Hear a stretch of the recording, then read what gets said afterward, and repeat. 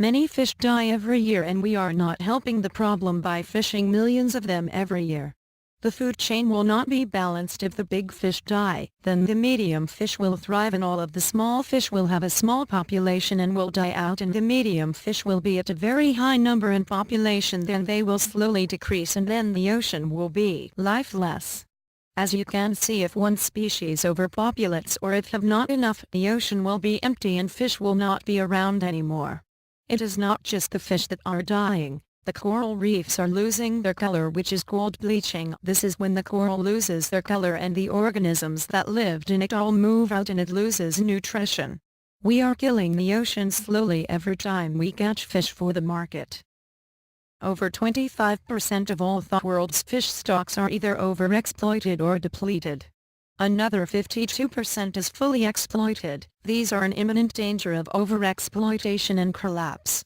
Thus a total of almost 80% of the world's fisheries are fully too overexploited, depleted, or in a state of collapse. Worldwide, about 90% of the stocks of large predatory fish are already gone. In the real world, this can cause many problems. The main problem it causes is the fact the bigger fish have nothing to eat, and when this happens the whole food chain starts to collapse and the fish in general start to die out. When this happens, more bacteria start to form and they eat the oxygen, which forces the other fish to leave. This causes dead zones which are very bad and need to be prevented. The US, Australia, New Zealand, and the Falkland Islands are among the few countries where fishery management is generally organized and implemented well enough to prevent depletion or let overfished species recover.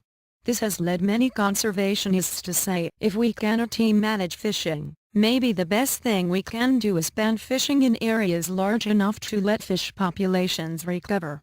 Such marine reserves or no-take zones are meant to be a little like factories that can be the production areas for fishing elsewhere.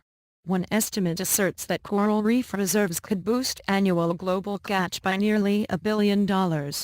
There is now a large push for such reserves. Many people see them as the answer to overfishing, and many